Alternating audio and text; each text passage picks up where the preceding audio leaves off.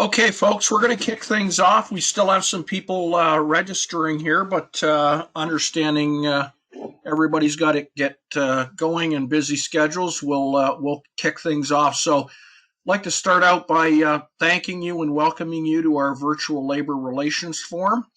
And as you'll note in the information we put out, how has COVID impacted the workplace, and more importantly, labor relations, HR matters, and things of that nature. So we probably I would say April, May, we started fielding a lot of questions and different things from various employers surrounding issues that they had come across were popping up. And what we thought is, in discussions with John Noble, John Platts, John Mortimer, and Mike Sherrard, is we'd put an event on, and the goal today would be to have more of a moderated discussion and kind of walk through some of the common questions we're hearing.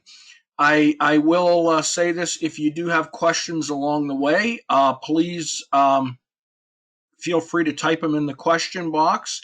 I will or you can unmute yourself in the participant section and feel free to ask a question.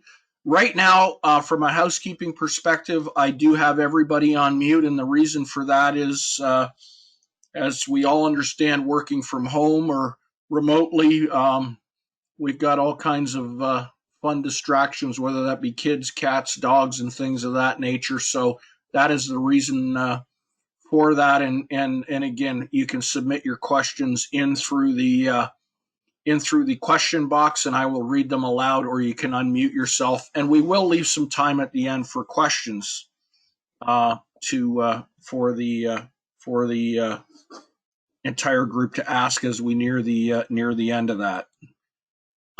Again, that's a little bit of the overview. I'm going to move quickly here in this section. So my name's Jim Rovers. I'm the moderator today. So I'm the Vice President of Operations for AFIMAC Canada. Spent the last 30 years working with both security and HR folks and helping them with a host of labor relations, employee type issues that involve risk, as well as labor unrest and things of that nature. So I'm the lucky person who today will be asking the questions. And what I'm going to do is go around the table a little bit and just do a quick introduction of the panelists. So, John, I'm going to turn it over to you for a quick intro, and then we'll move to the others. John Noble, I assume. We've got three of them. Sorry, we got three Johns. So John Noble, yes. All right, thanks. Good afternoon, everyone. Really appreciate you making some time to join us this afternoon. I'm the Regional Vice President of Risk Mitigation for AFIMAC Canada. Been in the high-risk security business getting close to 30 years now, with a high-level expertise in the management of labor disruption, executive protection, investigation services, and business continuity planning. I've been with AFIMAC for about 14 years. Spend a good chunk of my day consulting with clients and potential clients and helping them prepare and manage through certain levels of risk. Perfect. John Platts, I'll let you introduce yourself next. Sure. Thanks very much, Jim. I have Platts & Associates and HR Satellite, two organizations. The Platts & Associates is really our consulting arm. It's been around since about 1994. And we have a strong, presence in the hotel sector in Canada. And HR Satellite, on the other hand, we've had since 2002. And that really is our technology arm that's offering a lot of HR solutions for organizations. I've been in the field of labor relations in particular, I think bargaining at the first table since 1976. So it's been a long, long time. Some of you probably weren't even born. And I'm looking forward to doing a fair bit of bargaining this coming year. We have, I think, 3 rounds right now contemplated. Perfect. Mike Sherrard, I'll move to you next. Great, thank you, Jim.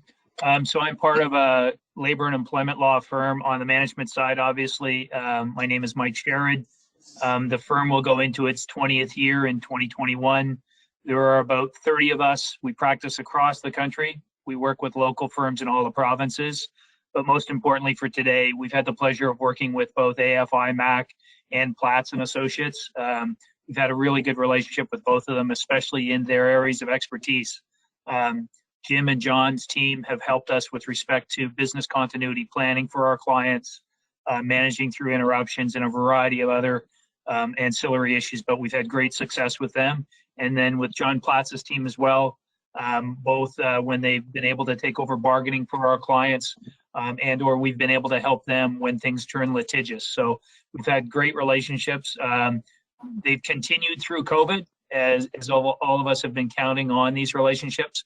The demands are changing, and we hope today to bring you some of the updates and maybe some initiatives and things you can think of too as you end up walking into some of these challenges that the four of us have had to deal with over the course of the last 34 weeks now, I think it is. Yes, it's been long overdue. And John Mortimer, I'm not sure if you were able to join. So John has been extremely busy, and I'm not sure if he got pulled away on an emergency. So John Mortimer, if you're on the line, can you please do a quick intro? Okay, folks, we're going to continue on. My apologies. John's likely been pulled away on something, but we're going to continue with today's discussion and we'll go from there. Okay. So I am going to do my best to kind of divvy these questions up and walk through them, and we'll work through the different panel folks we have here in answering these questions. So the first question goes out to Mike Sherrard. In terms of collective bargaining, what challenges are employers facing with respect to COVID-19? I think if I talk process first as opposed to substance, process, the challenges have been, it depends on where you are in our country. Are you meeting face-to-face, or are you actually restricted and you're meeting on platforms like we're on today? And that's the very first thing. It has a great impact on the entire process. What I'm finding, our clients are required to prepare a lot more in advance because your ability to move on the fly while you're in bargaining, where you used to be in a hotel or used to be in a boardroom and you could caucus and get things done. Well, you can caucus on these platforms. It's much more challenging. So I think there's a fair bit more prep to be done on the process side. And I also think you have to look from an employer's perspective, look at your messaging channels. How do you normally communicate with people? It used to be face-to-face. For most of us, it's not now. What's the most effective way to get to your people so that you can help at least socialize where you're trying to head in bargaining so that the union doesn't get to take over the messaging medium? And that just takes some prep. There's lots of ways to do it, whether that be by way of platform or texts or emails. But we're spending a fair bit of time that way. Substantively, I think the biggest thing is it depends on what sector you're bargaining in. To John's earlier introduction, if you were bargaining in hospitality, that's a more challenging environment today than, let's say, if you were bargaining in the manufacturing sector in Ontario, where they continue growth moves over the last couple of months. So maybe, Jim, maybe a stop there or pause there. I'd simply say a lot more prep. And then substantively, it depends on the sector you're in terms of whether you are actually potentially concession bargaining or trying to roll agreements over possibly as well. So thanks for that, Mike. And John Platts, I'll turn to you for some comment on that and any thoughts you might have. Sure. Yeah, thanks very much. Yeah, I'm not going to cover off, Mike's covered off in a very detailed fashion. Because I think the substantive component versus the process component are obviously going to be different in all cases. I'll give an example. I do have a collective agreement that's expired in Newfoundland. And so the only way that you can get into Newfoundland, of course, is to obtain an exemption from the bubble in the Atlantic provinces. So I actually reached out and was able to obtain an exemption so that I could actually enter Newfoundland. However, I was going to have to self-isolate for 2 weeks. So I don't think that I would have a client that's quite willing to pay for me to sit in an office for 2 weeks or in a hotel room for 2 weeks.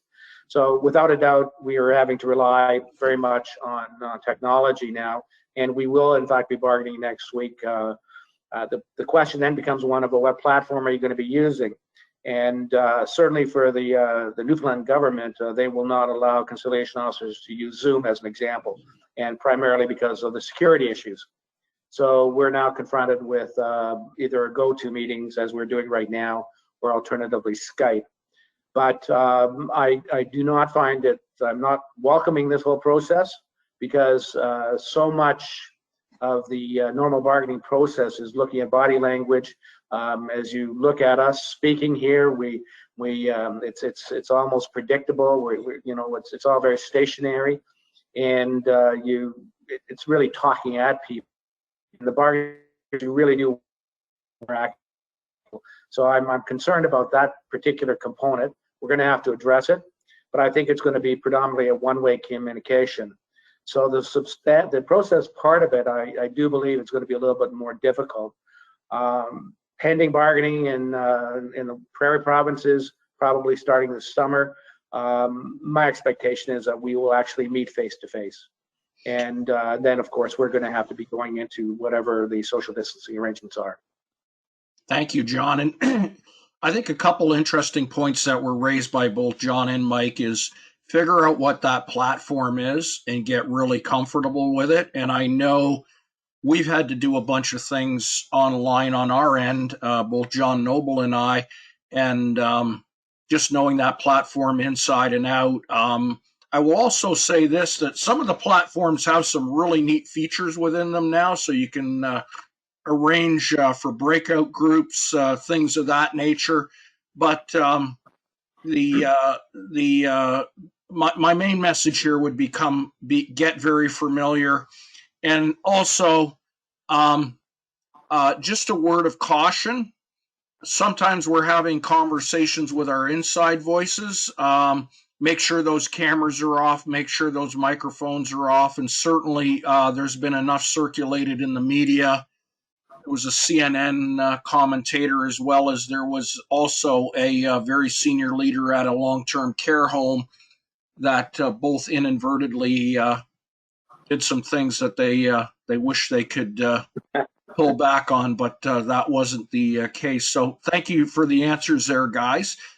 Jim, can I just add one point? This might sound a little bit crazy, but bargaining hasn't changed, right? Bargaining is still about trust and credibility. It's about the teams and the spokespeople actually trusting each other. And it may sound nuts, but lots of us will make mistakes with respect to your last comment in terms of leaving a mic on, something like that somebody on the other side gets to hear. That's the first place you can grab credibility right away. Speak up. Your mic is still on. We are hearing you. Help the other side a little bit. It'll pay off in dividends as you're trying to get to substantive compromise and agreements down the road. Very good point, Mike. And in fact, just to that point, what the bargaining that I'll be doing with the Newfoundland folks next week, we'll operate that on Skype, but the caucus for management is going to be in a go-to meeting. So I'm going to use an entirely different platform. That makes sense. On to our next question. And, we COVID hit in March, and we went through, oh my God, the world's going to end. The sky is falling.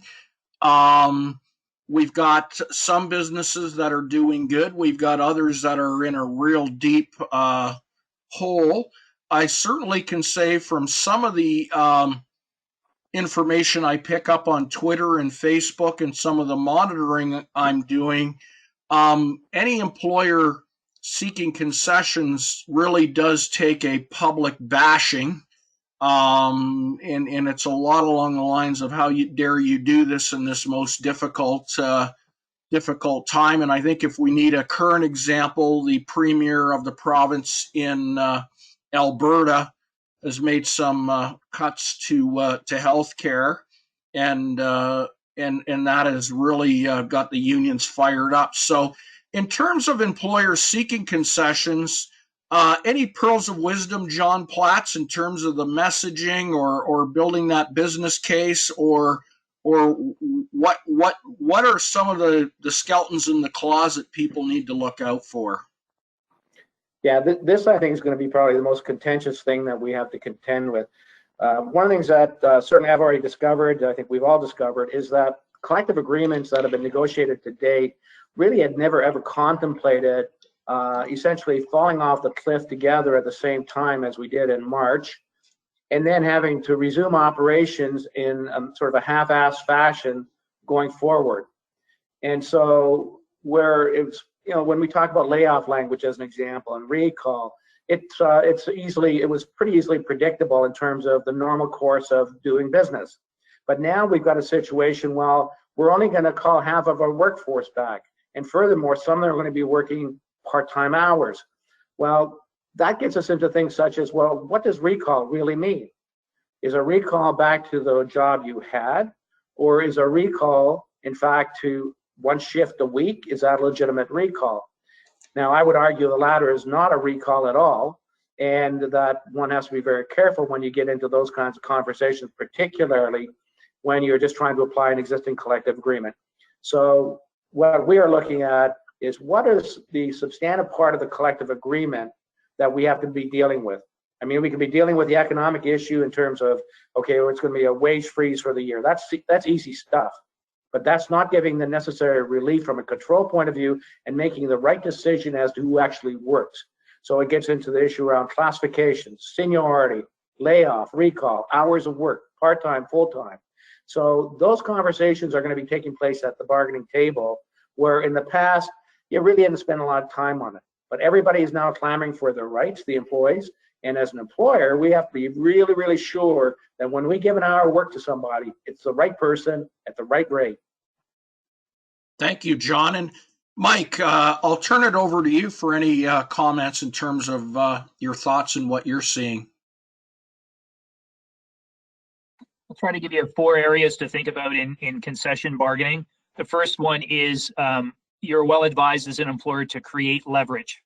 In other words, you need to plan out a calendar. You need to know where a possible interruption is. You need to engage with experts like you have here on the phone in terms of John and Jim to ensure that you're able to operate, or at least have the appearance of the ability to operate in the event there's ever any kind of labor interruption. Those are still happening around the country. And so you're well served if you're actually trying to seek concessions. First thing, create leverage. Second thing is don't overplay your leverage. In other words, let's make sure we know what we need to achieve. Let's try to credibly explain it to the other side with respect to what's necessary versus what is not necessary, because when you overplay your leverage, that comes back to haunt you in subsequent rounds of bargaining, in my experience. Then the next one I think about as well, I think many of us are having to do this, is what we would call, I think we'd all call midterm negotiations. So we have collective agreements with black and white terms. The collective agreement doesn't expire for another year, but we're sitting in an unexpected, unforeseen circumstance that the current language doesn't really facilitate what both sides might want to see happen. So we've seen some people quite successfully approach their trade union partner and have midterm bargaining. Midterm bargaining has 2 issues. Obviously, you're seeking consent of the other side, but you might also watch out for some provinces actually have some legislative restrictions around early terminations of collective agreements. So connect with your council, whether you're regulated here in Ontario or federally, as an example, or somewhere else in the country. Check the legislative piece. But again, midterm bargaining is not out of the ordinary. My last comment would be a little careful with respect to what you decide you're going to disclose by way of, for example, financial transparency. That may be appropriate in this round of bargaining. It may come back to haunt you if you start a process by saying we're always going to open our books. And I haven't met many employers that really want to add that piece to the bargaining table to justify whether they're prepared to do a wage freeze, to John's point, or whether they want to stay with cost of living increases. We'll talk later, but if you look in Saskatchewan, there's a great example of the Saskatchewan government being criticized fairly heavily by Unifor in their round of bargaining earlier this year, where Unifor was able to point to non-bargaining unit increases in 2019 as a rationale for why the government should be freer than simply wage freezes as were advertised. We'll get into it in more detail, but I think that's enough on concessions. But again, leverage, don't overplay it. Think twice before you're going to open your books. And also the other one maybe to touch on too, many of us haven't factored in things like CEWS and CERB and the employer primarily federal benefits that were brought out in this period of time. Careful in terms of how you factor those in or out of your conversation as it relates to your financial results and your ability to stand up while you're getting CEWS as an example. That's not a long-term financial component that you can count on. So I like the point you made, Mike, about getting that bargaining calendar mapped out. And on my end of things, I think here's what's important. Make sure your contingency planning calendar and your bargaining calendar arrive at the same endpoint, and make sure they're aligned. So I have seen examples where they're not aligned, and the folks tasked with contingency planning are often found scrambling because they've missed some spots along the way. So I know the two processes tend to work separate from one another in a lot of organizations, but having that quick sit down to say, okay, here's our earliest possible strike date. Here's when we may request a conciliator. We may look to lock out if you're in a business that you can't leave things uncertain. But I think getting those two things aligned are very, very important. Next question: flexibility in the types of efficiencies that employees need to consider. So I'll simply say this. Unifor went into talks with Ford in the Oakville plant.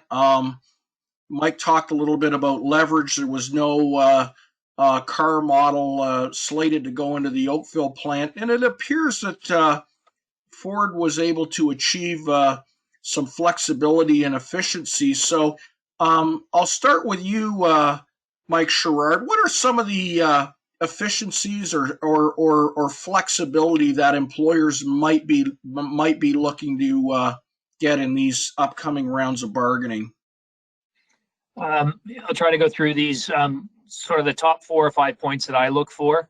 When we're engaged with our clients, there are significant discussions and continuing discussions around the number of classifications that a collective agreement might have in it.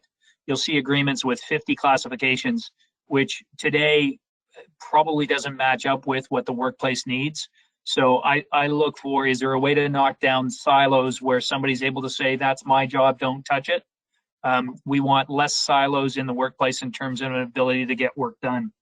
The old, and I mean this is an old phrase, but I think people used to use the word minimum manning clauses. Those have gone away. In other words, the employer must employ a certain amount of persons in their workplace, and you can't go below that. I think those kind of clauses are going away, and those are ripe for bargaining. Restrictions on an employer's ability to either contract out or see technology improvements in their workplace. There's some restrictions in a lot of the old collective agreements that have to come and go. A lot of what I look for are where there are notice provisions or long time lags to be able to implement a change. We're trying to shrink those timelines so that employers can react to the situation they're in today. I'm not a big fan, frankly, of two-tier wage grids. They tend to come back and haunt you. If at all possible, if you have the leverage, try to deal with it as opposed to leave the problem for another day. I still am watching for patterns in the market. So there are some sectors where there are still competitive issues that you have to be very careful with what you're paying your people that are restricted by collective agreements, because you may find yourself non-competitive in certain sectors in the economy today. And then frankly, I'll also look for any language around scope creep. CUPE has probably been one of the most successful unions around the country in terms of going to employers to say, well, you've got 25 new people over in this new classification. They should be covered by our existing collective agreement because you didn't carve them out 25 years ago. So you have to be very careful with respect to allowing any trade union to do scope creep by simply saying the scope, the recognition clause in the collective agreement somehow unintentionally captures these new employee classifications. So you watch a lot for that. Those are my sort of top 5 or 6 that I look for. Excellent, Mike. And John Platts, any things or any further comments you'd like to add to the flexibility and efficiencies? Yeah, just I guess a couple of things. One key area, which is certainly very much one of the sacred trusts of the trade union movement, and that's obviously union security. So bargaining work done by non-bargaining personnel. We've got situations where an employer can have one person working because that's all they can afford. Happens to be union work, but there's also management work that has to be done. And so it's a matter of that management person doing a little bit of union work. But the collective agreement obviously is very restrictive. And so we're actually going to have to tackle that kind of language because whether there's emergency language or it's even stricter than that, it really does have to be very clearly articulated that we will certainly have to have some bargaining work done by non-bargaining personnel. That area that, there's part-time, full benefits. We're actually looking at excessive holidays. So it's genuine, I guess, concession bargaining in some ways, flat dollars and cents. But the very efficiencies, as Mike said, I think classifications are absolutely a target area. It's far better off having people who are multi-skilled and then hold them to account on a broader scope of work than to have the narrow definitions of classifications. And in the past, we've not really spent a lot of time on doing that kind of stuff. Two-tier wage bargaining, I went through that in the 80s. I personally have never really subscribed to it, and frankly, even the unions that I dealt with had some reluctance to do that as well. But the part-time, full-time thing is becoming much more of an issue because we are finding ourselves with, frankly, a larger portfolio of part-time employees than we have had where we've had normally full-time employees. And that's changing it because you have now full-timers who are doing part-time work and part-timers who are asserting their rights. So this contest between who gets the work is really now going to find its way to the bargaining table. Thank you, John. So our next question is what to expect with the unions reacting to concessions and changes to proposed labor law. So I used Manitoba as an example. They had some stuff come out here about a week ago on some proposed changes, and Alberta has been also front and center and being pretty aggressive with some of the changes surrounding picketing, rules for picketing, and things of that nature. So I'll turn it over to you, Mike Sherrard, in terms of your thoughts on where that might be going and what, if you're caught up in that in any of those provinces, what backlash might we see from history where unions start to put pressure campaigns on or anything of that nature? I think there's two separate alleys to watch out for. The first one, Jim, I think you raised early on in this. I'll call it brand attack. So if you happen to be the employer that's front and center in the application, pick Alberta as an example, Bill 32 that's now in force, and I think the majority of it's in force by now. I think there was one section that didn't come in force, frankly, until November 1st. But I think it's all, for the most part, I think Bill 32 is now in application. You'd like not to be the employer who becomes the poster child for why Bill 32 is unfair to employees or individuals. And you're going to see unions, and you've seen them already attacking the Alberta government, but they will turn and start to attack those employers who are the first ones to take advantage of. So I don't mean don't take advantage of them. I just mean be prepared for the brand attack. And one of the ways of doing that is, frankly, engaging PR services if you don't already have them inside your own corporation. I think you're prudent to grab a PR service to plan out how you're going to communicate to your stakeholders. And the first job is actually figuring out who are those stakeholders. So that's pretty important because you want to communicate effectively to your people. Potentially, you may have to react to press coverage. I emphasize the word react. We're not usually proactive in engaging press at all, but we want to be prepared to respond to them in terms of why we're doing something. Remember I think they've called it when you look at Bill 32, I think the words, I think the Alberta government said restoring the balance in Alberta's workplaces. So you want to think about consistent themes around why you're following or adhering to a new section in these acts. Remember, I'm really thinking about the labor relations side as opposed to employment standards in our conversation today. The second prong, away from brand damage, is you're going to have litigation challenges.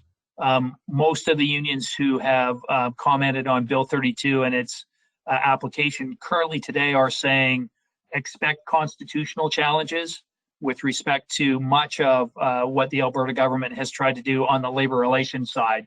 And you might go back and take a look at how the federal government put through during Prime Minister Harper's days back in 2015.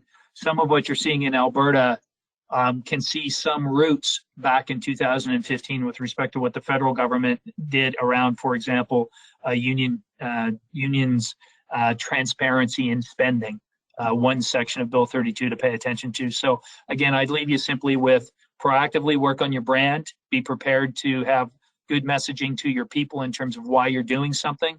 And then on the other side, gain some legal advice so you're prepared at least for the kind of challenges you may see from a trade union involved in any of the negotiations and or any of the application of that act by you as the individual employer. Good points. And folks, anybody who's got anything going on in Alberta and or Manitoba, I would do some digging on some of the stuff that's been proposed or is in place. It's popped up on our radar and there's some chatter going on, but I think it's important. John Platts, I'll turn it over to you quickly for any comments surrounding some of those proposed changes and much like Mike, some of the things that groups need to probably be aware of. Well, without a doubt, I mean, whenever you get into concession bargaining, takeaway, clawback bargaining, however you want to characterize it, you're going to get a backlash, in fact, from obviously the unions. And depending on which union it is, some might be a little bit more inclined to accept the reality. It depends, again, on the sector we happen to be operating in at that point in time. But without a doubt, I think that they are going to come hard and heavy at any employer that indeed is engaging in concession bargaining. I think it's going to certainly provoke likelihoods of work stoppages. I don't think we can really dismiss that. I think it's a reality, frankly, because I don't think the union do anything but allow for that to happen, whether it's a strike or alternatively, even from an employer point of view, a chosen path of a lockout. One of the things I guess is really, really important, and Mike touched on as well, and that's this issue around trust. I mean, I've already given heads up to the conciliation officer, to the union, about concession bargaining, that these are the circumstances that we find ourselves in. We have to get relief. It's that simple. And I said, our proposals are reflecting that. We're not going to ask for anything more. In other words, we're not going to just simply go and ravage the collective agreement. It's really trying to be very focused on those areas that we feel that we can actually make some substantive changes and ultimately save the employer some money. How easily it can be received, I think it's going to be difficult. I think the union might accept it. I'm not convinced that the membership will. So I think we're going to find ourselves in a situation that a union will say, we get it, we understand, but guess what? Our membership is absolutely resistant to it.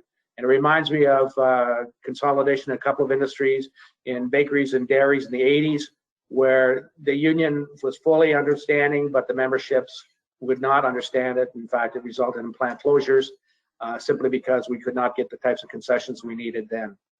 So be ready for, I guess, a major fight, I would say, with the unions, not because they necessarily want it, but I think that the members will demand it.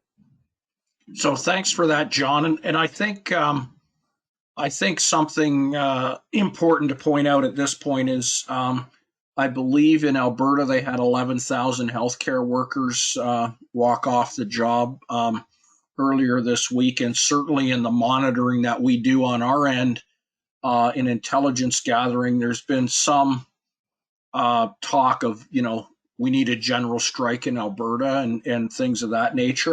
There's not a lot of momentum around it just yet, but stay tuned. More to follow, and I agree that the pushback to these changes will be significant. And I agree with Mike's point. You don't want to be the brand, because once they're done wrestling with the government, the brand that they go, you're the first group to pop your head out of the ground on the issue, and then find yourself front and center. So communication plans are important. Jim, if I could just add to that. Sure. Came across an interesting article, and it was by the head of the AUPE, and they've been planning for taking this on since at least January, and their plans got derailed a bit because of COVID. But when asked, sort of what action they were going to take, it was simply one word: strikes.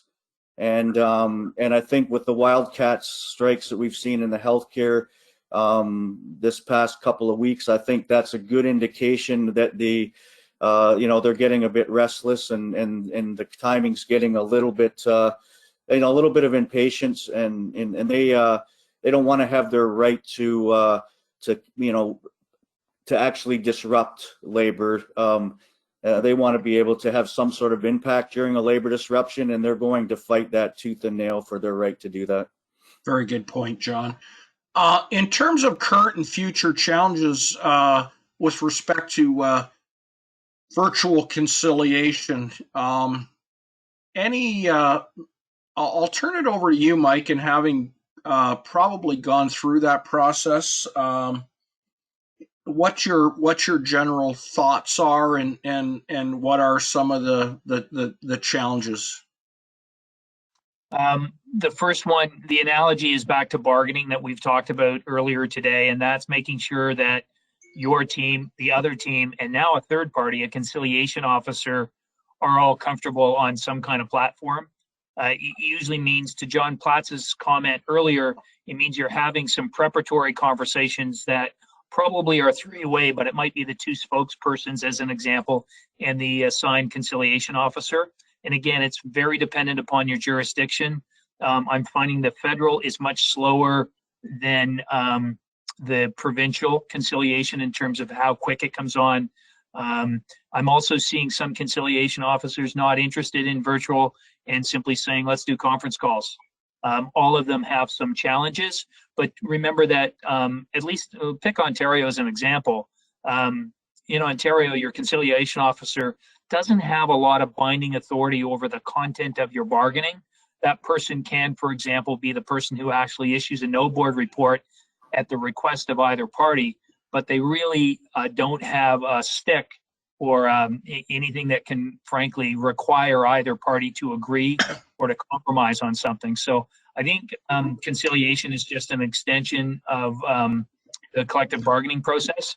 My final comment to watch out for, if you happen to be in a first round of bargaining, from Alberta all the way through to Ontario, if you take a look at current legislation or what is coming, a lot of them are moving away from automatic access to first contract arbitration, which in my world, I think is a great thing to happen, so that first contract arbitration, meaning a third party actually gets to impose a collective agreement on you, seems to be, I think Manitoba would say, or maybe Alberta would say right now, of last resort, I think is the way that they're advertising it. And I think that's important, because the only way parties build trust and credibility is if they're forced to figure out for themselves how to compromise and get to an agreement.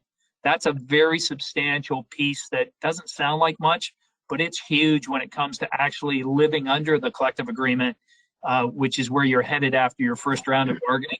And if either party can simply go to a vice chair, an arbitrator, a judge, to have the first contract terms imposed, you really are undercutting any ability or any of that practice that you need in your relationship to find compromise. And so I'm thrilled to see some of the changes coming across the country that put first contract arbitration further out of reach, so that the parties really need to roll up the sleeves and work themselves to get there. So I know, Jim, I've gone a little beyond virtual conciliation, but look, it's all doable, but it means communicating effectively up front with now three, the triangle, right? the union, the employer, but also the government representative. Makes sense. John Platts, anything else to add to that? I find it's probably personality driven more than anything else. I mean, the conciliation officers, that I've spoken with right now, they actually welcome it. They want to protect themselves as well as their own families. So, the idea of minimizing on social distancing and contact with other human beings is a welcome consideration. Plus, they don't have to travel as much. On the other hand, I can tell you there's other conciliation officers who welcome the opportunity to travel and look forward to it. And so I think that it's going to sort of morph into personalities going into 2021, because that's really when we're going to see it again once the winter is over and we get into the summer months and we're still living with COVID-19.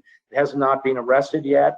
I think you're going to still see that it's going to be a matter of either the preference of the conciliation officer or how they are mandated to operate.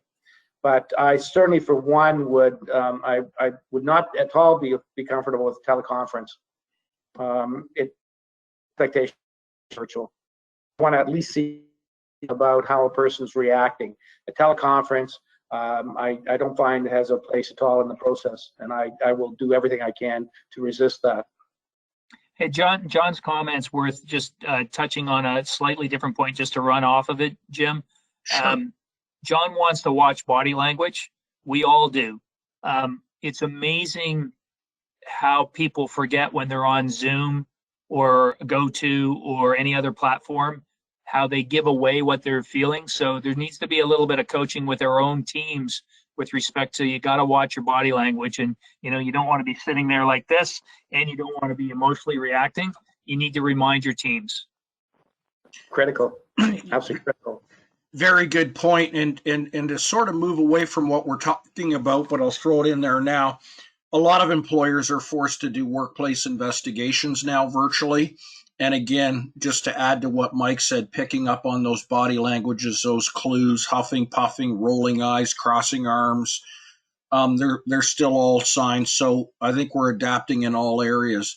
On to our next question, the integrity of virtual strike votes. And I'll say this, I'm dealing with an employer right now that, packages have been mailed out. They're getting some feedback that we didn't get the package. It never came. We're trying to call into a number to get a PIN or access or things of that nature. And we can't get through on the line. And any thoughts, John Platts, on virtual strike votes and some of the maybe warning signs or what can an employer do? And I don't know if there is anything they can do to ensure that there's some integrity to what's taking place. Well, I mean, the strike vote is obviously an internal union process to begin with. So the amount of influence we have over that is minimal, if at all. To be very honest, I don't think I would be too terribly concerned about this subject. My experience with any kind of a strike vote is I'm looking forward to seeing that the strike vote is close to 100%.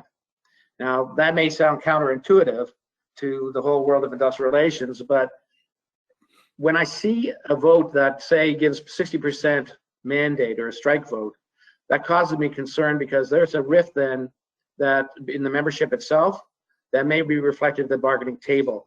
I want to have a bargaining committee on the union side that's absolutely representative of people that they're in fact representing. In other words, I want to ensure that they're going to obtain a ratification when finally this thing's said and done. So when I see a very low strike vote, I don't frankly care if it's virtual or not, I get really, really nervous that we may fail on ratification as well. So I'm always cheering for 100% strike vote. And I say, bravo, guys. Thanks very much for bringing that to the table. Now let's bargain. And Mike, I'm going to ask this question to you slightly different. Virtual ratification votes. Any pearls of wisdom you could share on virtual ratification votes, because that seems to be the new norm. If at all possible, avoid them by allowing the union to come into the workplace to hold the vote. That sounds crazy because we don't often do that, but I think that's been an alternative over the last 6 months that has actually been quite successful. So trying to get, because if you do virtual, it's very challenging to see how many people are actually going to turn out or be able to use the virtual technology to cast their vote. And usually anytime we've done a deal, a memorandum, we want to maximize our chance of ratification. And so we have found so far to avoid virtual if possible. If you can't avoid it, then your next piece is effective communications with the bargaining unit. And you may want to talk to your trade union bargaining partner and have them know in advance that you're going to try to communicate to the bargaining unit and you're going to encourage them to attend. You may not, as most of us won't talk about the content of the memorandum for obvious reasons, but we will try to encourage people to attend, show them how to use whatever virtual platforms have been set up by the union, and then provide them with the kind of privacy you would expect to provide them with for their ability to cast their individual vote secretly. Remember that in Ontario, there are a couple of sections around a first collective agreement that also say you have to separate out strike versus ratification. So if you happen to be in that first one, speak to your lawyers or any of the consultants on the line today that will help you with, I think it's section 79 or so of the Act, about how a union must separate those things out.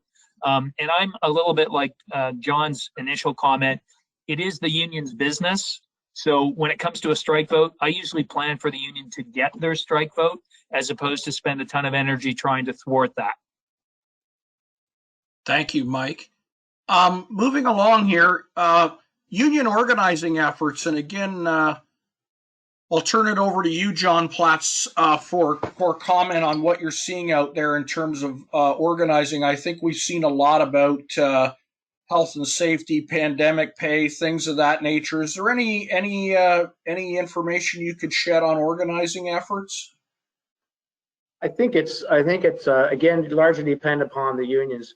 I mean, some unions are trying to continue to grow organically, others are not at all. But I think of certainly all the public sector unions, the OPSUs, the QPs, the SEIUs, those that are very prominent in the service sectors. I think that you'll see more and more of social activism as sort of a precursor to actually trying to organize. So they're out there representing whoever they can. I was talking with one client on Vancouver Island, and there they've got I think I forget which union it is, but they have actually shops set up specifically to deal with any matters of non-union personnel related to human rights, workers' compensation, occupational health and safety, in order to obviously feed into the idea that these people who are obtaining some support from the unions for their own personal issues with a non-union employer will indeed become the fifth column insurgency movement into that employer. Perfect. Mike, any comments on organizing that you're seeing? I know on my end, I see the UFCW's really certainly gotten very aggressive lately. So any other thoughts you might have, Mike? No, I think, Jim, I would simply add the Teamsters to that, and then a whole different focus. If you happen to be in construction, the construction trade unions are incredibly active right now, as many construction sites are still rolling. So I'd watch out there. And then I'd leave you with thoughts around leadership. In this day and age, employers and their leaders are what will keep them free or unionized. They will have the greatest impact still. And it's the simple things that we all, we find them simple, but they're hard to apply every day. Respectfulness and fairness, consistency, messaging of what comes first, your health and safety. So employers who are championing health and safety and going that extra yard in their workplaces to take care of their people. And it may be beyond the workplace. It may be helping people in terms of how one gets from work to home in some of the metropolitan areas where you're looking at public transportation. And then finally, maybe the equities. Employers are prudent to watch out for any kind of discriminatory practices. I think Jim talked about lots of investigations are popping up. Unions are taking causes as opposed to simply sign a union card. They're becoming champions of a cause, and they're using that cause to woo people into signing cards. they're only going to sign cards if they look at their employer. Most of the time, they look at their employer and they see their employer being the cause of some of the complaints. And so the last thing I'll say on this one is, when a leader is not certain about the facts, they've still got to speak. They've still got to lead. A lot of us hate to actually speak before we're really certain of things, and it leaves a vacuum. If you leave a vacuum between you and your people, a union will step into that vacuum and try to get them to sign a card. So I leave you with that. And I will say, Mike, I will say, Mike, it's interesting as I look at a lot of the messaging coming out of unions. They have certainly taken a page out of the social justice, civil liberties, in terms of peaceful demonstration and assembly and things of that nature. And I think they've learned some lessons there. And I agree, they're really exploiting that at this point in time. And I'm sorry, I cut somebody off. So yeah, I was just going to, if I could just say one cautionary note. You're obviously hearing a lot of cautionary notes, but one particular cautionary note is do not create martyrs. What I've certainly seen in the recent past is where we end up having to terminate people. I mean, it's happening more frequently now because everybody's trying to right-size the organization because the revenue is not there to support the payroll costs. The problem that arises now is if you terminate the wrong person or the circumstances under which you terminate the wrong person. Now, that doesn't mean that you go out and tell everybody, this is why I'm doing what I'm doing. But be cognizant of the fact that when you're about to do it to somebody, how is the rest of the population going to perceive that? Because that perception is ultimately what's going to feed into a union, which in effect is going to then tell the story on behalf of the employees, that this is an unfair employer, unreasonable, unjust. You guys have to have our protection. So don't inadvertently create a martyr, I guess is the point that I make. And before you decide to terminate anybody, ask yourself that one simple question. How will this decision I'm about to make impact on the rest of my workforce? Makes sense. So on to the next question. Certainly we've seen the postal workers go after Foodora, with Foodora packing up and deciding not to be in Canada anymore. And we're seeing gig workers being targeted more often with the likes of Uber and things of that nature. So, John Platts, in terms of unions targeting gig workers or employers that are setting up businesses where the employers are part of that gig world, any things that they need to be extra careful about or should be aware of, so they don't find themselves in a position where these individuals may be found to be employees? Well, this whole issue of precarious work, and obviously started with Kathleen Wynne and her government in Ontario, certainly started to talk a lot about it. They are amending the Employment Standards Act to consider that as well. But I mean, this takes us into the whole world of the independent contractor, the dependent contractor, the employee. And I'm going to be deferring to Mike a little bit. He's going to, I'm sure, express a little bit about this as well. But the fact of the matter is that the closer that you have a controlling relationship over the people who are doing this work on your behalf, the more the likelihood is at minimum they're going to be dependent contractors. And if the dependent contractors, again, depending on which province you happen to be in, they will be treated very similar to employees in terms of being able to actually unionize. So I guess the main message is that from the company, whether it's an Uber or whoever it is, that they really do have to have an arm's length relationship with these folks sufficient that they're going to be able to thwart any argument that these are indeed dependent employees or dependent contractors, not dependent employees, sorry. Mike might want to add to that. Yeah, Jim, if I may briefly comment in terms of John's comment around independent contractor versus dependent contractor versus employee. Every legislative scheme, whether that be provincial, federal, or outside of our country, have some of these terms, but not all of them. So Ontario has the phrase that John talked about, dependent contractor. Not every jurisdiction have that. Some just have independent contractor versus employee. That's important from a legislative structure to try to assess these relationships. If you were to look, many countries are a little bit ahead of us, frankly, with respect to assessing what legislative structure applies or does not apply to these kind of gig workers. If you were to look into Australia or New Zealand, Foodora, for example, already went through the case, similar to the case they started through here in Ontario. Uber was already through a case down under as well. And really the distinction is what John's talked about. The distinction is how much control does the entity actually have over the gig worker?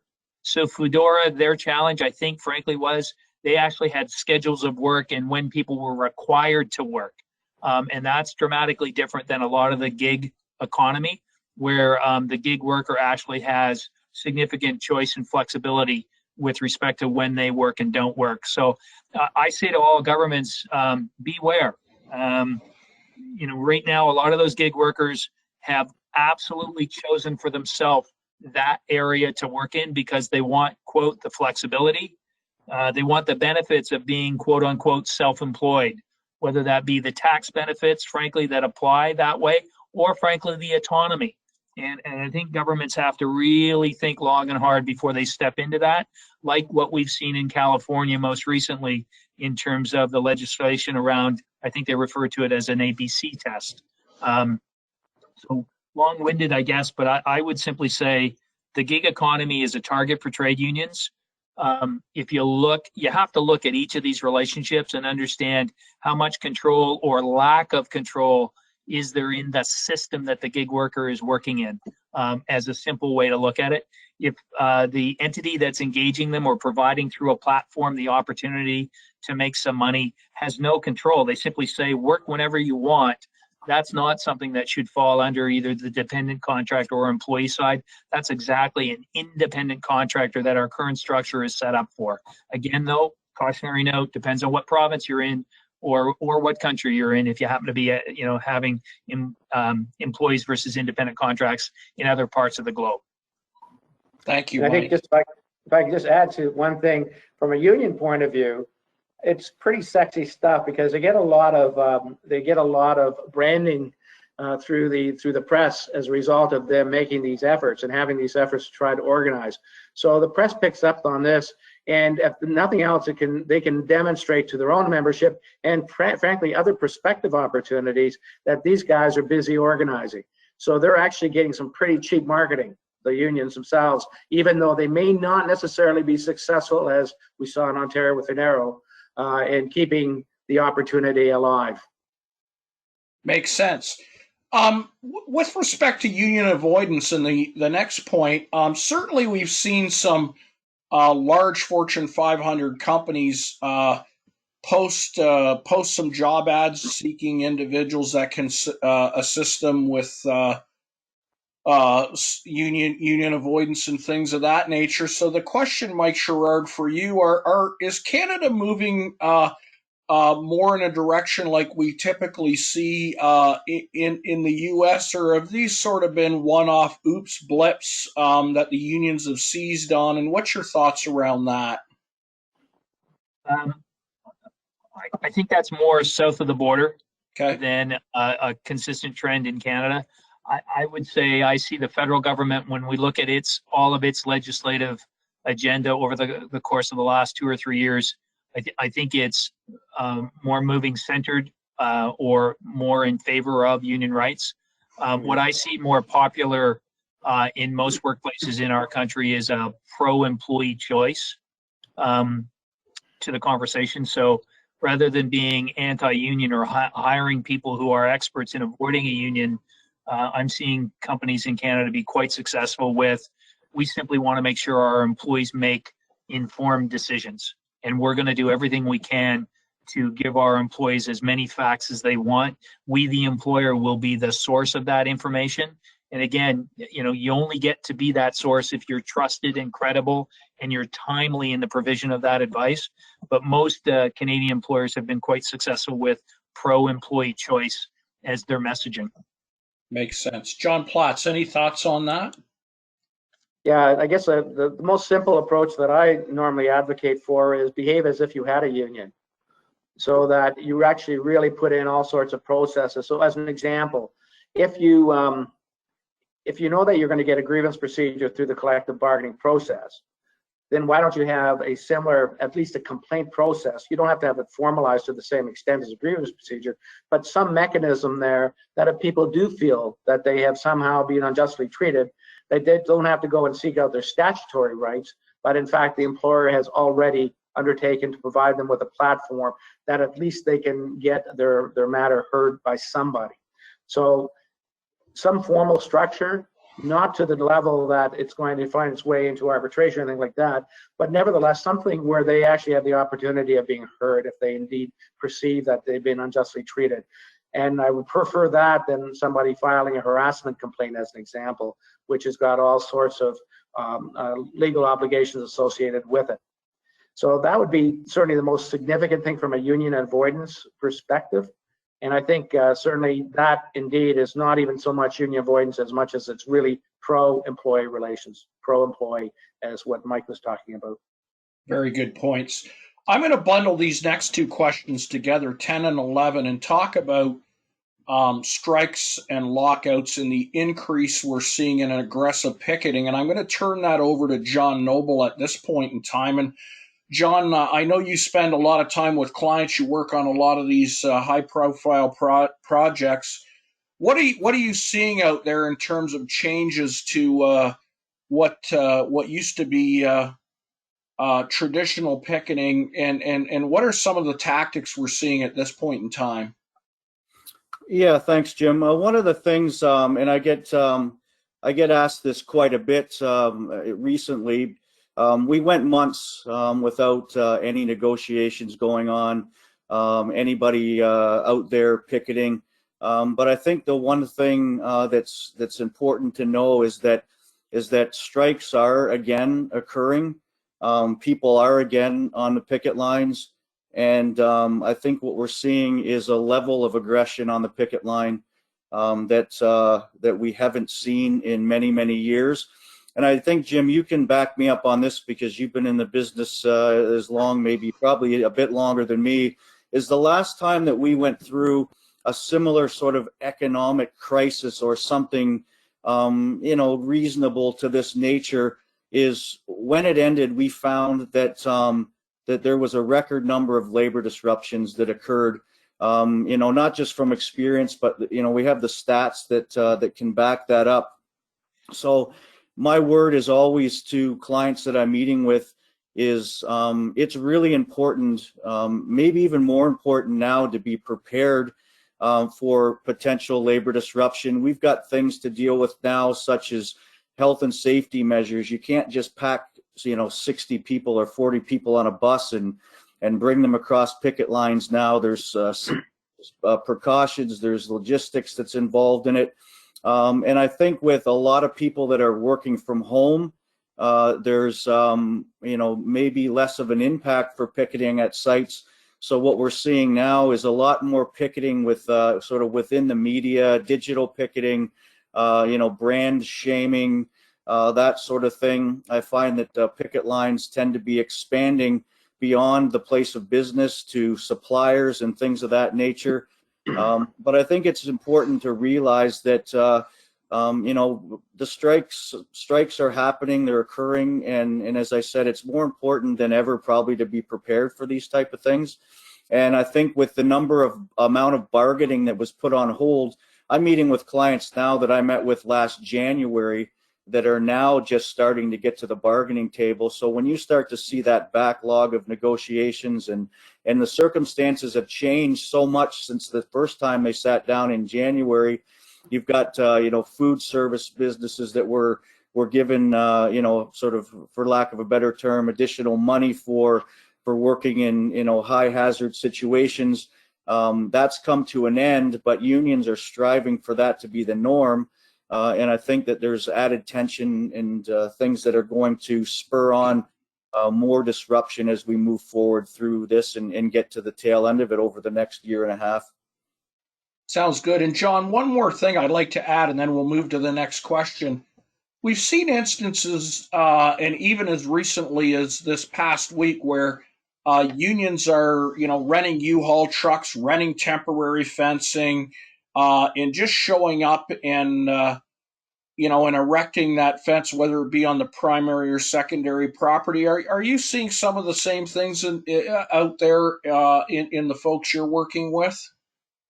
Yeah, so what we've seen, and particularly, I mean, I think it goes back even to a couple of years ago with a salt mine in Godrich, where they started to basically just ignore and dismiss the injunction process and started with the blockades. And then moving forward, last year, the tail end of last year, we seen at the co-op refinery where the union barricaded and put fences up at a number of facilities and refused to move them. And then now we're seeing that happening out on the East Coast at the Dominion stores. They're erecting barricades and they're not going anywhere until there's an injunction in place. And to be fair, even when an injunction's in place, there's a reluctancy to move, and there's a real a motion to take the stand and not to adhere to those type of things. So we're starting to see some things that started or was going on when I was in the business years ago, sort of reverting back to those sort of techniques and strategies by the union and willing to take those risks. So good points, John. And I think the main message here, folks, is we are seeing some different and aggressive tactics. And you need to bake that into your planning efforts. I'm going to move to the next question, and this will be geared towards Mike and John Platts again.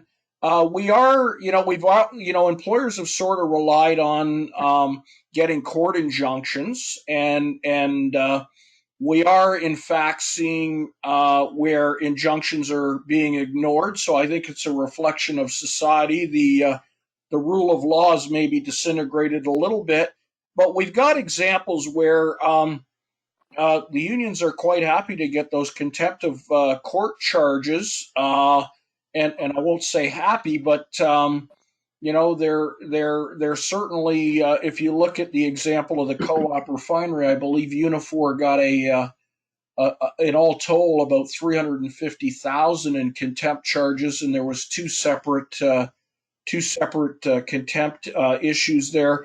Any thoughts, Mike Sherrard, on that? I think I have to steal John Platz's line from earlier today. Employers really don't want to create martyrs, and that's really, frankly, what some of these contempt orders create. Unfortunately, I think the challenge around a bargaining line, and I don't mean this is easy because it's very difficult to implement. The more attention you pay to the bargaining table, it's almost proportionate to the kind of attention a union's going to pay to its picket line and contempts as against injunctions. I know that's way too simplistic, but the more you can engage at the bargaining table, agreeing to disagree, rationales for why, processes to try to break those deadlocks, bringing in third parties sometimes, not necessarily just a conciliation officer, but somebody who is credible as between the two parties. The more engagement, the more trust you can try to develop. It's really easy to reach an agreement when we all have lots of cash. It's very challenging to reach an agreement in this day and age if you're in a sector that is clearly struck by COVID. So I say try to keep engaging with that bargaining party. From an injunction perspective, think a little bit about how long it might take to get that initial injunction. That may take you a little longer than you're used to pre-COVID. No blame on anybody, but it may just take a bit longer. So anybody who says, we're only going to have a couple of days strike, that's not great planning. You need to plan for a process that may be longer than that. You need to plan for that interruption that is either your inability to get the original injunction in the speed with which you're used to, or frankly, somebody just simply not adhering to the injunction in terms of potentially having to go back to contempt. Lots of business continuity planning for those kind of eventualities is a prudent move for every employer potentially engaged in these at this time. And Mike, one more thing I'll add, and then I'll turn it over to John Platts. We're seeing the injunction granted. We're seeing in some cases that injunction's honored for a period, and then there's, the act of defiance. And John Noble talked a little bit about barricades and contempt. I've been on a few phone calls where there's been contemplation surrounding taking civil action at the end of the day. Any thoughts on that?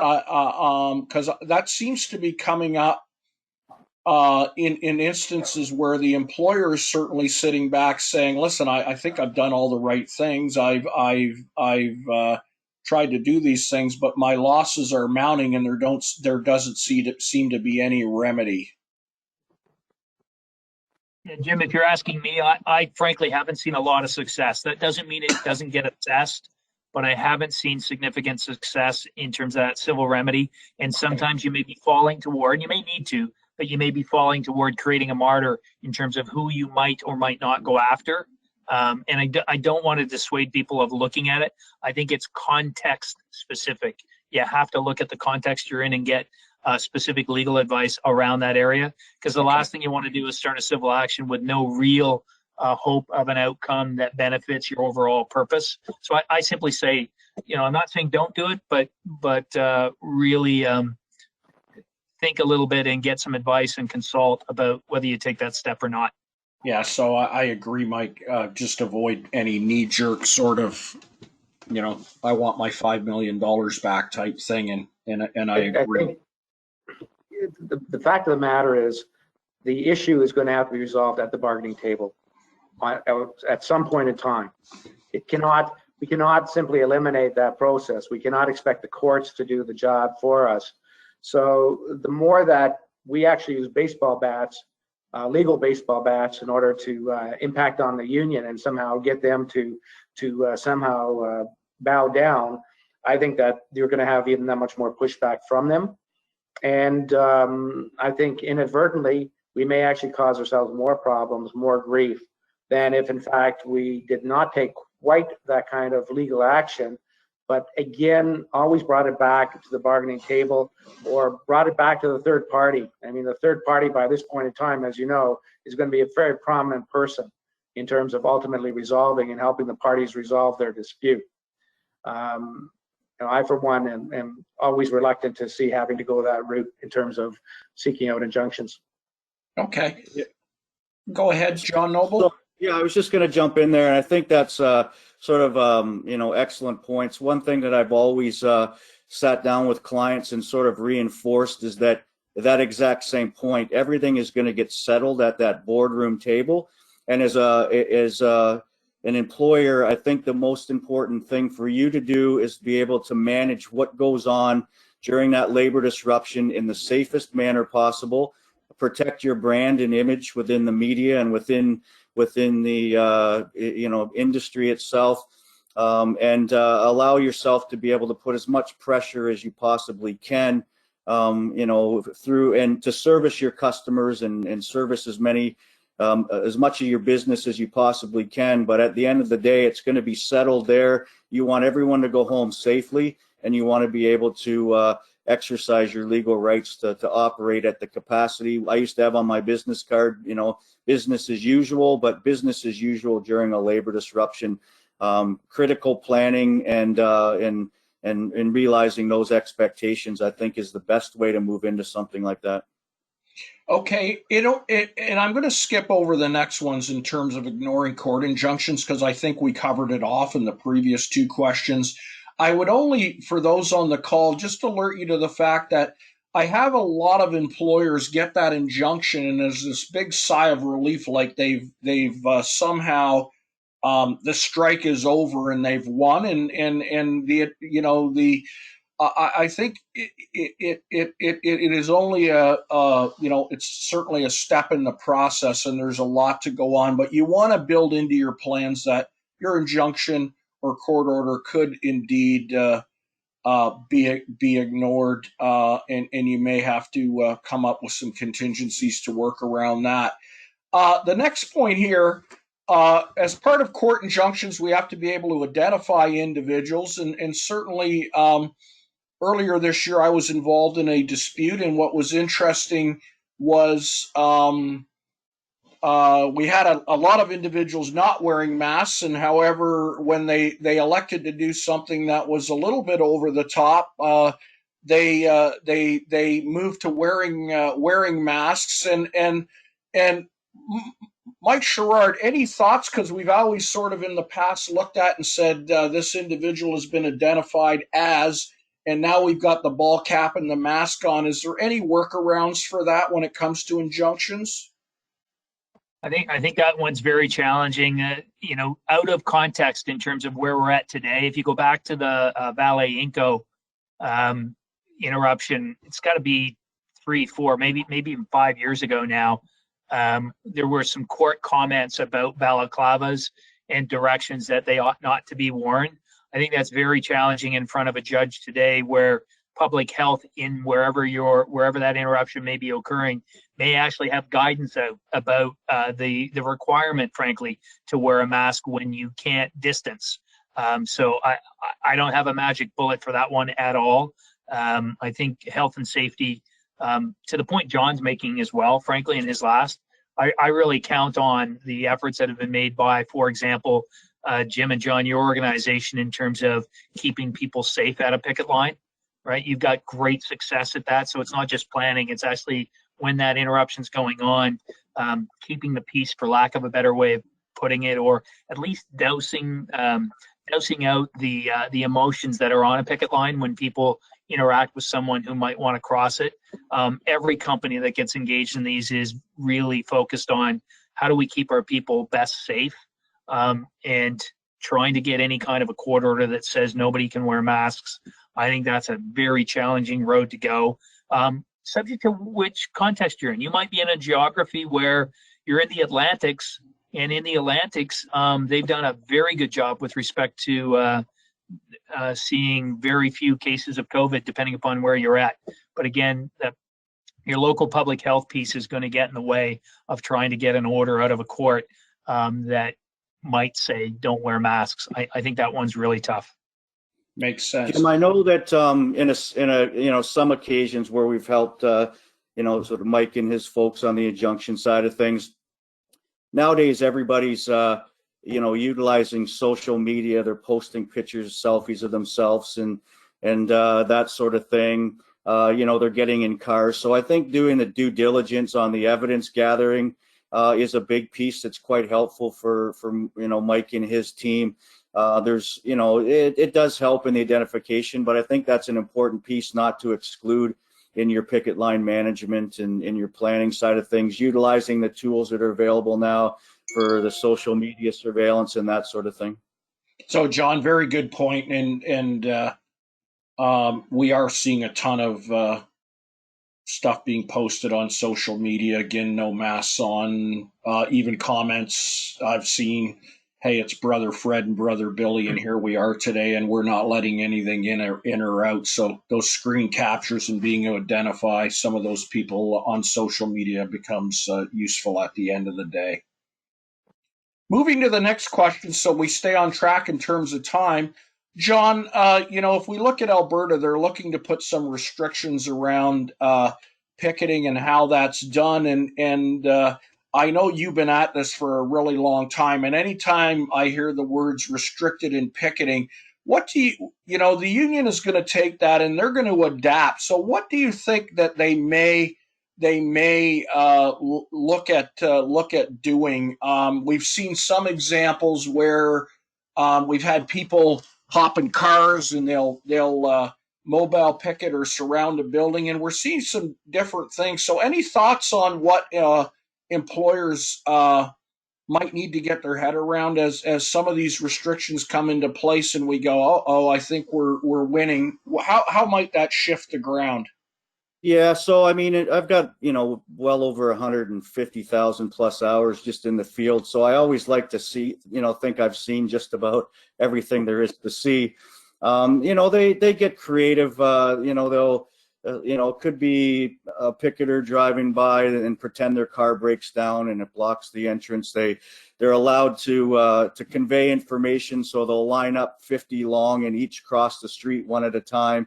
I honestly think that they're really going to challenge that bill. I think that they're going to push that to the limit. I mean, there's restrictions. There's no right to block access or egress, for instance, in Ontario, but it still happens. And delays can range anywhere from a minute to, 30 minutes in my experience, and in some cases be considered acceptable. So I think that they're going to push that. They're going to take some risks. They're going to try to push that through the court system as high as they can. So I think it's important to be prepared for that. There's a lot of different creative things that I've seen go on that could still be implemented, push those limits, and still create some significant inconvenience for your facility or organization during a strike. Okay. And then the next point here, number 16, and I'm going to make a comment here so we can move along. Certainly, we are seeing instances where members are prepared to get charged.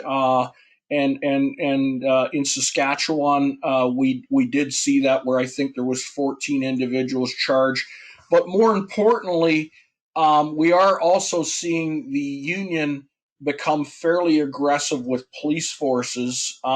Most recently, with the Dominion strike on the east coast of Canada, the Royal Newfoundland Constabulary moved into place.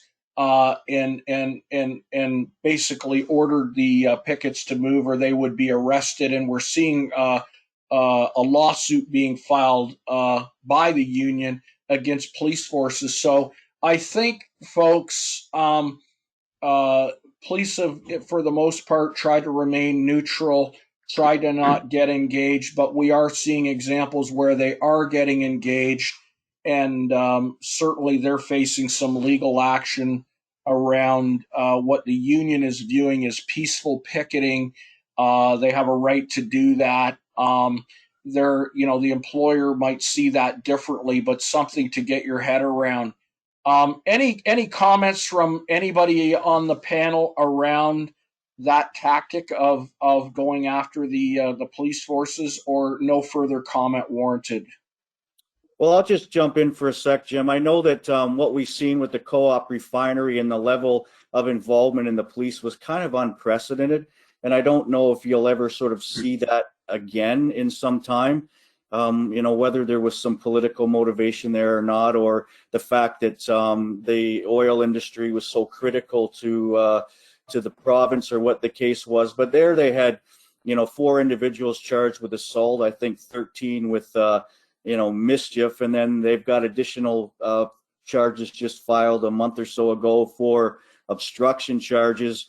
The police went to the level of actually blocking off roads and things of that nature. But the law enforcement, from what I've seen across the country, has always treated as a civil matter. I'll give one quick example, and I'll keep it short because I know we've got time here, but got called out to assist get an injunction at a armored car company in Alberta, and they had operations in Edmonton and Calgary.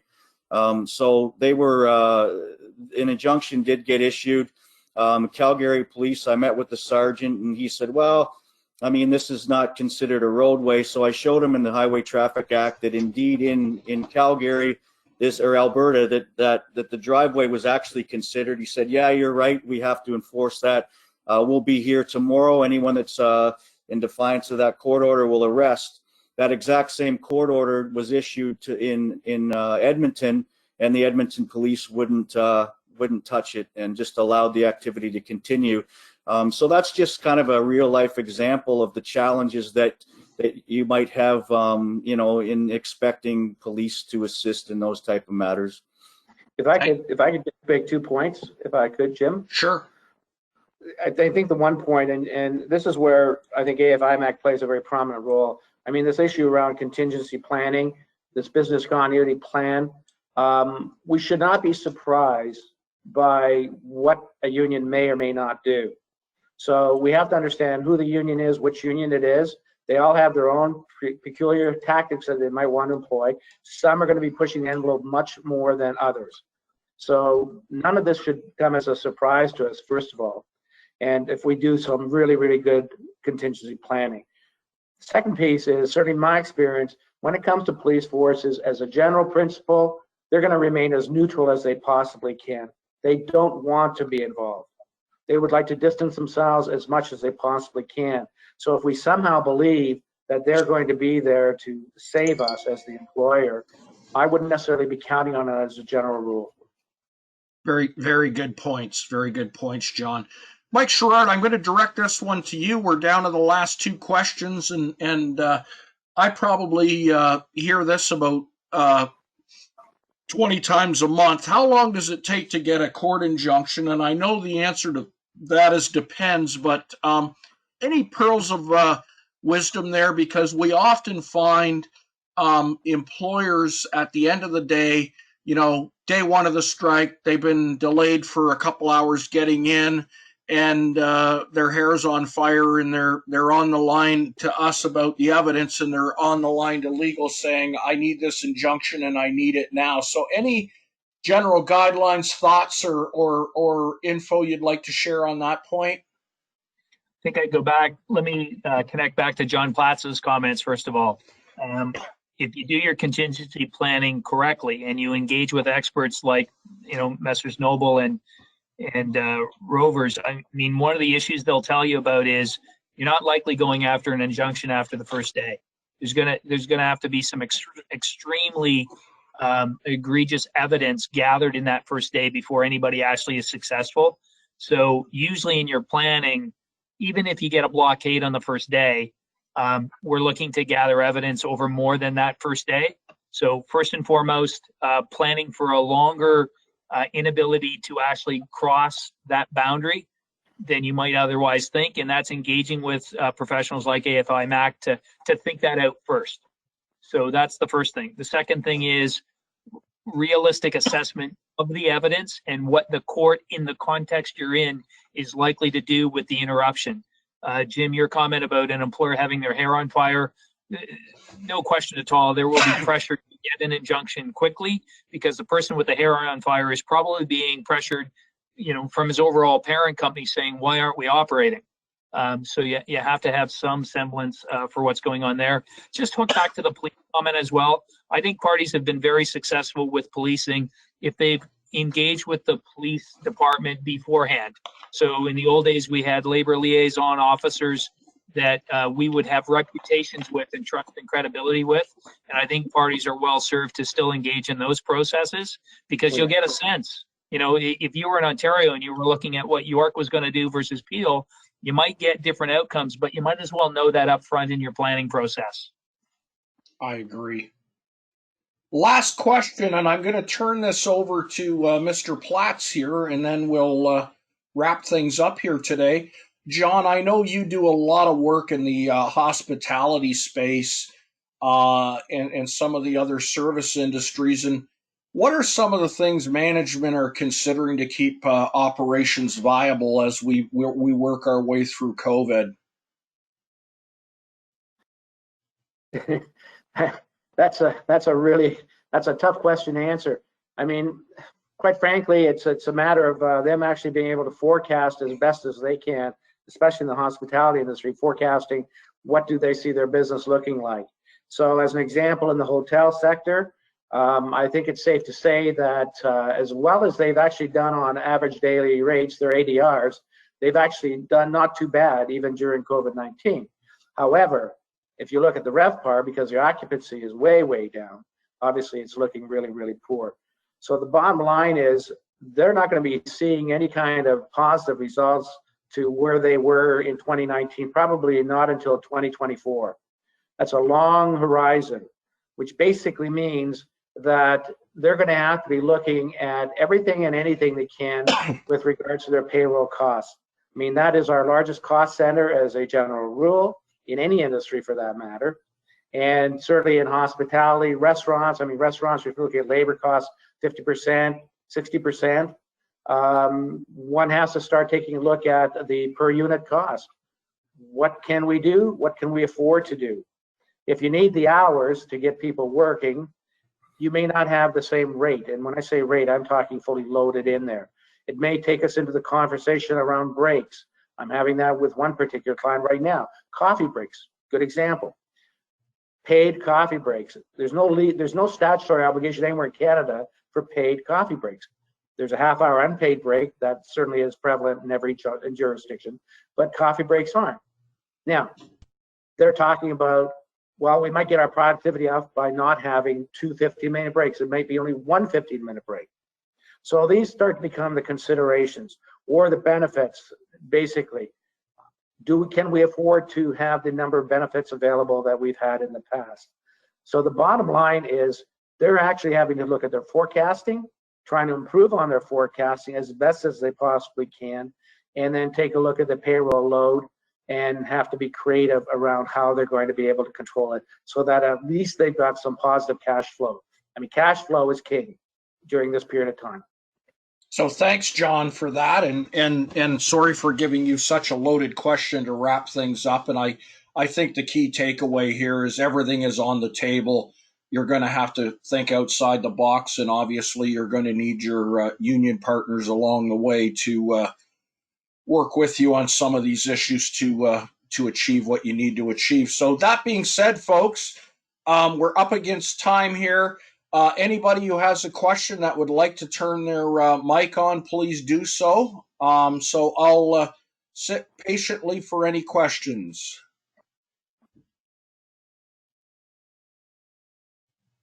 Okay, so feel free to shoot any questions you might have outside of this, and I'll get them to the appropriate person for answers. I want to thank everybody for joining. Hopefully this was informative. I'd like to thank the members of the panel for providing insight today. I found I learned a number of things, and look forward to chatting with all of you in the future. Thanks again. Thank you. Thank you.